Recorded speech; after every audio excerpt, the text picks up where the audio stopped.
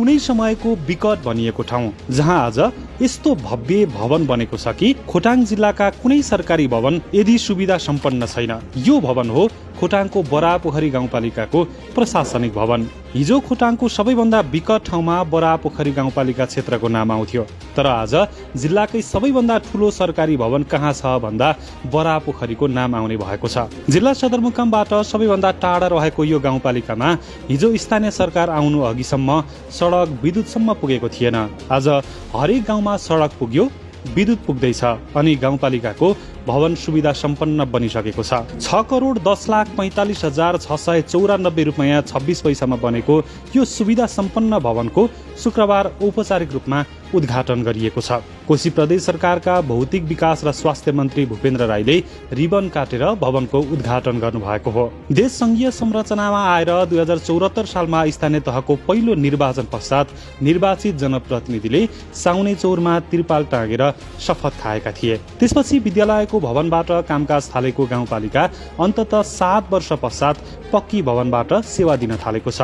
सुरुवातमा जनविकास माध्यमिक विद्यालय साउने चौरमा कार्यालय खडा गरेर करिब 1 वर्ष, त्यसपछि बालकन्या माध्यमिक विद्यालय फाक्टाङ धर्तुङ बजारमा कार्यालय व्यवस्थापन गरेर 2 वर्ष सेवा प्रवाह गरेको थियो। त्यसपछि फाक्टाङको बागखोर भन्ज्याङमा प्रिफ्याक बोर्डबाट भवन निर्माण गरी करिब 5 वर्ष सेवा प्रवाह गरेको गाउँपालिका अहिले नयाँ भवनमा सरेको छ। गाउँपालिकाको 55% र संघीय सरकारको 45% लगानीमा कौशल बस्नेत निर्माण सेवा प्रणाली काठमाडौँले नियमअनुसार म्याद थप गरेर निर्माण सम्पन्न गरेको गाउँपालिकाले जनाएको छ।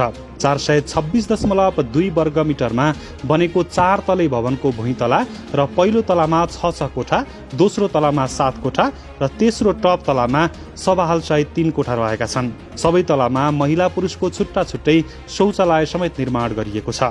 गाउँपालिकाको सुविधा सम्पन्न भवनको उद्घाटन गर्दै प्रमुख अतिथि मन्त्री राईले बरापोखरी गाउँपालिकाले संघीयतालाई थप बलियो बनाएको बताउनु भएको छ। तपाईले वास्तवमा संघीय प्रणालीको मा एउटा इटा थप्नु। खोटाङ जिल्लामा अहिले तपाईँ बरापोखरीको नागरिकहरू वास्तवमा धेरै ठाउँ छरिएर हिँड्नु भएको छ, देख्नु भएको 10वटा स्थानीय तहमा यो किसिमको संरचना छ। दिपरुङमा मैले बनाउन खोजेको थिएँ, तर मलाई समय पुगेन। 2 महिना जति अलिकति पाएको थिएँ भने भवन यो फर्स्ट होइन त्यो फर्स्ट हुन्थ्यो, अहिले यो फर्स्ट उतातिर के पनि भएको छ। नगरपालिकाहरूको मेयर उपमेयर अध्यक्षहरू हुनुहुन्छ यहाँ, नगरपालिका कोही भाडामा हुनुहुन्छ, कोही सानो सानो कटेरातिरै हुनुहुन्छ। गाउँपालिकाको अवस्था पनि त्यस्तै छ। त्यसैले संघीय संरचनालाई बलियो बनाउने पार्टी कार्यालयहरू बन्नुपर्छ। त्यो संघीय संरचनाभित्र पार्टी कार्यालय बनेन भने संघीय संरचना पार्टीहरू स्थापित हुँदैन र सरकारी कार्यालयहरू बनेन भने त अझै हामीले चाहेर लिएको संघीय प्रणाली कसरी बनिन्छ। आज यो प्रणाली थिएन भने यहाँको शासन कसले गर्छ? शासन त कि प्रदेशले गर्थ्यो कि सङ्घले गर्थ्यो, गरिरहेको। तर आज तपाईँहरूले जेठा कान्छा माइला साइला भन्दै पनि आफ्नो सुविधा लिएर यहीँबाट सेवा लिएर यो संघीय प्रणालीलाई बलियो बनाउनका लागि यो गाउँपालिकाले जुन अवराध प्रकटेर टेवा पुर्याउनु भएको छ, म हार्दिक आभार र धन्यवाद दिन चाहन्छु। हिजो जिल्लाकै विकट भनेर चिनिएको ठाउँलाई यहाँसम्म संघीयता आएपछि जनप्रतिनिधिको नेतृत्वमा आज क्रमशः विकास अघि बढ्दै गएको बरापोखरी गाउँपालिकाका अध्यक्ष शालिग्राम बन्जाराले बताउनु भएको छ। मेरो 6वटा वडामा मैले संहिता बलियो बनाउनका निम्ति मैले भने 74 सालको निर्वाचनमा उहाँले नै अघि कुरा पनि गर्नुभयो, कपडा नलाई जानुपर्ने अवस्था, किनभने पुरै कुरो एउटा चौरमा बसेर मैले 74 सालको निर्वाचन जितिसके पछाडि त्यति बेलाका हामी जनप्रतिनिधि वडा नम्बर तपाईँको 3 मा साउने चौरको एउटा तिरपाल माथि तिरपाल टाँगेर असारको दिन हामीले शपथ गरेका थियौँ। वडाको संरचनाहरू केही पनि थिएनन्, शिक्षा स्वास्थ्यका भवनका त कुरै छोडिदिनुहोस्, पालिकाको टुङ्गै पनि थिएन। मैले सबैभन्दा संहिताको चोक भनेको वडा हो भनेर 74 सालदेखि सबैभन्दा वडा कार्यालयमा नि प्रत्यक्ष जनताको तपाईँको काम हुने, हामीले कार्यान्वयन मात्रै तपाईँको गाउँपालिकाले निर्णय गरेर कार्यान्वयन हुने ठाउँ तपाईँको वडा हो भनेर सुरुवातमै वडाको भवनहरू सम्पन्न गरेको क्रममा रहे।